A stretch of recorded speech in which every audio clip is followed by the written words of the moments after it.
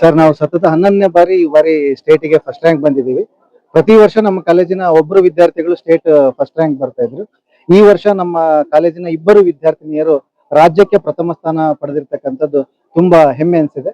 ಒಬ್ಬ ವಿದ್ಯಾರ್ಥಿನಿ ನಮ್ಮ ವಿಜಯನಗರ ಜಿಲ್ಲೆ ಬೆಳಗ್ನೂರ್ನವಳು, ಇನ್ನೊಬ್ಬ ವಿದ್ಯಾರ್ಥಿನಿ ಕೊಪ್ಪಳ ಜಿಲ್ಲೆ ಮಂಗಳೂರಿನವಳು. ಸರ್ ಇಬ್ರು ವಿದ್ಯಾರ್ಥಿನಿಯರು ನಮ್ಮ ಕಾಲೇಜ್ನವರೇ.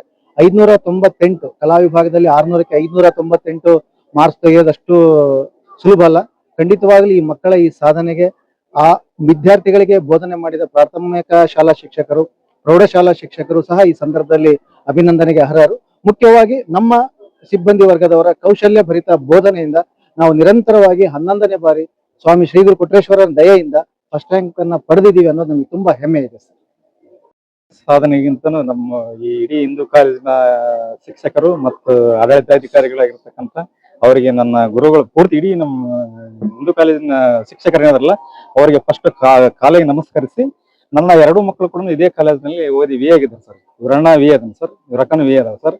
ಅವರು ಇದೇ ಕಾಲೇಜಿಂದ ಹೋಗಿ ಈಗ 7ನೇ ವರ್ಷ ನೌಕರಿ ಮಾಡ್ತಾ ಇದ್ದಾರೆ ಸರ್. ಈ ಶ್ರಮಕ್ಕೆ ನಮ್ಮ ಗುರುಗಳೇ ಕಾರಣ ಸರ್. ನಾನು ಇಡೀ ಹಿಂದೂ ಕಾಲೇಜಿನ ಗುರು ಶಿಕ್ಷಕ ವೃಂದದವರಿಗೆ ನಾನು ಎಷ್ಟು ಹೇಳಿದ್ರೂ ಕೂಡ ಸಾಲದು ಸರ್. ಅಷ್ಟೊಂದು ಪ್ರೋತ್ಸಾಹಿಸಿ ಮಕ್ಕಳಿಗೆ ಒಳ್ಳೆ ವಿದ್ಯಾಭ್ಯಾಸ ಕೊಡಿಸಿ, ನಾವು ಅಲ್ಲ ಸರ್, ಅವರೇ ತಂದೆ ತಾಯಿ ಸರ್. ನಮ್ಮ ಕಾಲೇಜಿನ ಗುರುಗಳೇ ತಂದೆ ತಾಯಿಗಳು.